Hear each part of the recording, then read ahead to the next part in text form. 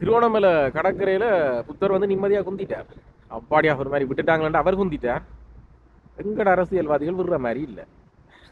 இந்த வீடியோ பாருங்க. அதுக்கு முதல்ல முடிவை எடுத்துட்டு அடி எடுத்து வை. பிறந்த வீடா புகுந்த வீடான்னு பண்ணார. நீ ஏன் வீடு இல்லாம பார்சல் கட்டினே மண்டைக்கு வச்சு படுத்துட்டு இருக்க? இதுல பிறந்த வீடா புகுந்த வீடான்னு விசு மாதிரி பட்டிமன்றம் நடத்துற.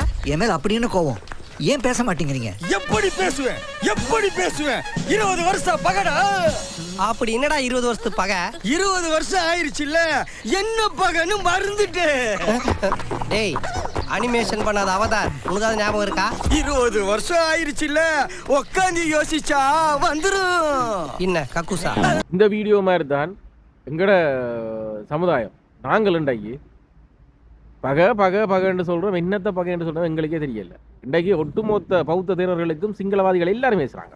எந்த பக்கம் பார்த்தாலும் சிங்களவர்கள் எல்லாரும் பேசுகிறாங்க. ஏன்டா இப்படி செய்கிறீங்க, நல்லா இருக்க சமூகத்தில் ஏன்டா இப்படி செய்யுங்க. அவங்க திருந்திட்டாங்க.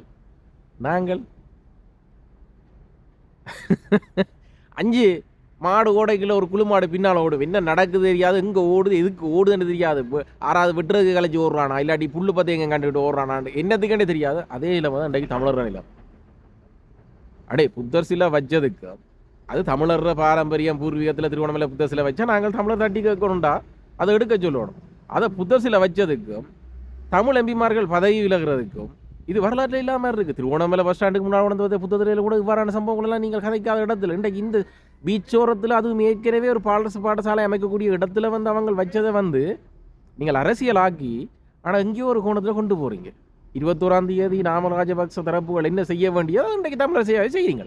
அப்போ ஞானசார தேரர் சரியாக தான் சொல்லியிருக்கான்.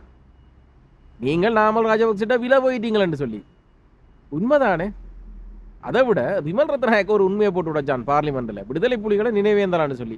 யார் அதை தட்டி கேட்குறீங்க இந்த மாதத்தில்? சும்மா 2 ரெக்க விரிக்கிற கையை விரிச்சு நான் விடுதலை புலிகள் தமிழீழ தேசிய தலைவர் பிரபாகரன் வந்த வழி தமிழீழ ரத்தம் என்ன சுட்டாலும் சுடுங்கள் இந்த மாதத்தில் நான் துணிவா செத்து போவேன்னு சொல்றவனெல்லாம் விடுதலை புலிகளுக்கு நினைவேந்திர தடைன்னு சொன்னா ஏன் அதை கதைக்கிறீங்கல்ல பார்லிமெண்ட்? ஏன் கதைக்கிறீங்கள்? இல்லை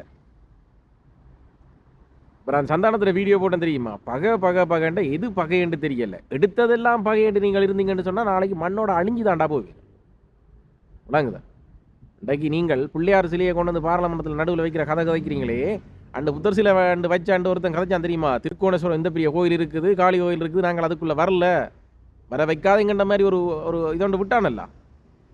இந்த சின்ன சிலையை வச்சேக்கே நீங்கள் ஒன்றுமே பிடுங்க முடியலை அரசியல்வாதிகள். நீங்கள் வந்து ஆட்சியில் இருக்க அரசு இருந்தால் பாராளுமன்ற உறுப்பினர் தொடர்பான சட்டத்திட்டம் இருந்தால் இன்றைக்கு கொண்டு வந்துக்காங்கள என்ன பென்ஷன்லாம் நீக்க போகிறாங்க. அவருக்கும் பாராளுமன்ற உறுப்பினருக்கும் பாராளுமன்ற குடும்பத்துக்கும் பென்ஷன் நீக்க போகிறாங்க. அப்போ அதுவும் இல்லாமல் போச்சு, சலுகைகள் எல்லாம் இல்லாமல் போச்சு. இது அரசால் ஒதுக்கப்படுற நிதிகளை கூட மட்டுப்படுத்திட்டான். கையில் தேவையில் தாராங்க இல்லை, அவங்களே எல்லாம் செய்கிறாங்க. இவங்க இருந்தேன்னு சொன்னால் எங்களோட நிலப்பாடு, நாங்கள் நாளைக்கு எம்பி இல்லாமல் போனால் எங்களுக்கு தின்ற கூவாக்கு வழி இல்லை, சனத்தை பே காட்டுற கொண்டும் இல்லை. எம்பி ஏண்ட அந்த ஒஃபீஷியலை தவிர்த்து மறைமுகமாக செய்கிற கள்ள வேலையில் ஒன்றும் செய்ய முடியாது. இதெல்லாம் உணர்ந்து அனுரையை வந்து எப்படியாவது வீட்டுக்கு அனுப்போம். அதுக்காக நீங்கள் நாமளுக்கு கை வைக்கிறீங்க. நாமல் எந்த பெரிய கொலையாளி என்று சொல்லி உங்களுக்கு தெரியாது. சரியோ? புதுசாக வந்து எம்பி அங்கே தான் போகிறான், ஏற்கனவே இருந்த எம்பியில் நீங்கள் அங்கே தான் போகிறீங்க. தமிழ் அரசியல்வாதிகள் மொத்தமாகவே எல்லாரும் ஒன்று தான். அப்போ நாமல் சொந்த மக்களை சொந்த மண்ணிலே வந்து எவ்வளவு இனப்படுகொலை செஞ்சவன் தெரிஞ்ச ஒருவனோட நீங்கள் கை கோக்குறீங்க. அதுவும் உங்களுக்கு கிடைக்க வேண்டிய நலன்களை இந்த அரசாங்கம் இல்லாமல் செய்யுது. இவனை விட்டோம்னு சொன்னால் நாளைக்கு எங்களுக்கு தின்றக்கு ஊவா இல்லைன்ற ரீதியில் நீங்கள் சொந்த மக்களை சொந்த நாட்டில் கொண்டவனுடைய சேர்றீங்கன்னு சொன்னால் நீங்கள் என்னடா தமிழ் பிரதிநிதிகள்? எல்லாரும் தான் கேட்குறேன். ஞானசார தேரர் சொன்னது உண்மைதான். நீங்கள் காசு வாங்கிட்டீர்கள், காசு கை மாறிட்டுது, அனுரையை கவக்கணும்னு சொல்லி நீங்கள் அவனோட சேர்றீங்கள். அனுரையும் சிங்களாம் தான், அவனும் சிங்களாம் தான். இவன் இருந்தாலும் தமிழ் மக்களுக்கு எதிராக, அவன் இருந்தாலும் தமிழ் மக்களுக்கு எதிராக தான். ஆனால் நீங்கள் யாருக்கா இருக்கிறீங்க? நீங்கள் உங்களுக்கு உங்களோட குடும்பத்துக்கு இருக்கிறீங்க. அப்போ எதுக்குடா இந்த பொய் வேஷம்? சும்மா இந்த சோசியல் மீடியாவில் இருக்கிற சனத்தில் திசை கொண்டு டே சிங்களவன் அவங்களுக்கு எதிராக சண்டை பிடிக்காங்க. அடே ஒற்றுமையாக இருக்க நாட்டை குழப்பாங்கடா, நீங்களாம் பௌத்த தேர்களான்னு சொல்லி பிக்குமாருக்கு எதிராக சண்டை பிடிக்காங்க. நீங்கள் புத்தசில வச்சதை கையை விட்டு போட்டு அனுர பதவி விலகணும், அனுரோட ஆட்சி விலகணும், அனுரோட எம்பிமார் விலகும். எது பிரச்சனை? இங்கே புத்தர் சிலை வச்சது பிரச்சனையா, அனுர ஆட்சியில் இருக்க பிரச்சனை, அனுர எம்பிமார் பிரச்சனை? எது பிரச்சனை? அப்போ எது பிரச்சனை, என்ன பிரச்சனைன்றே தெரியாமல் நீங்கள் போடுற 4 பதிவை சேர்த்து அதுக்கு பின்னால் 40 மாடு தெரியுது. இந்த சின்ன சிலையை விளத்த தெரியா நீங்கள்? சரி ஓகே, திருவண்ணாமலையில் சரி உங்களோட தமிழர் பூமி தானே, சரி எங்களுக்கு உரிமை இருக்குது, காளி கோயில் வாசலில் கொண்டு வந்து வச்சுட்டான ஒரு புத்த சிலையை என்ன பிடுங்குவீங்க? ஒரு 10,000 பேர் இறக்குவீங்களா? அவன் தென்னிலங்கையிலேருந்துலாம் கொண்டு வந்து இறக்கினான்னு சொன்னான், இறக்கிட்டான்னு சொன்னான். கொழும்புல எல்லாரும் நிம்மதியாக வாழுது, தமிழ் முஸ்லீம் சிங்கள மக்கள் நிம்மதியாக வாழுது. நீங்கள் எங்கே போகிற ஆர்ப்பாட்டத்தை அங்கே வந்து கோவில் குளம் எல்லாம் போட்டு இழுத்து மூடு ஒருத்தரம் பெறக்கூடா கும்பிடக்கூடாண்டா சொன்னாண்டா என்ன செய்வீங்க? என்ன செய்வீங்க? ஒன்றும் செய்யலாது. அதனால் தமிழரசியல்வாதிகள் உங்களோட எல்லாத்தையும் பொத்திட்டு உங்களோட அரசியலை வந்து மக்கள் சார்ந்து செய்யுங்க. மக்களுக்கு நிறைய தேவைகள் இருக்குது. அதுவும் இந்த மாதத்தில் வந்து தமிழ் விடுதலை புலிகள் தடை செய்திருக்கு. விமல் ரத்நாயகா பாராளுமன்றத்தில் கூறுவான், இதே எம்பிமார் தான் வடக்கு கிழக்கிலிருந்து இராணுவ முகாம்களை எடுக்கக்கூடாதுன்னு சொன்னவர்கள் என்று சொல்லி விமல் ரத்நாயகா சொல்கிறான். அப்போ நீங்கள் என்னடா, நீங்கள் என்ன நினைச்சுக்கொண்டிருக்கீங்க? அதாவது உங்களோட ஆட்சியில் ஏதாவது பதவிகள் போகணும்னு சொன்னால் டக்குன்னு சிங்களோட பக்கம் போவீங்க, ரைட்? அதெல்லாம் ஒரு நிலப்பாடாக இருக்குது, பிடிமானமாக இருக்கணும்னு டக்குன்னு தமிழ் பக்கம் பெறுவீங்க. அப்போ நீங்கள் இவ்வாறு அரசியல் செய்து மக்களை திசை திருப்புவதற்கு பேசாமல் நீங்கள் பொத்தி கொண்டு இருந்தாலும் ஓகே.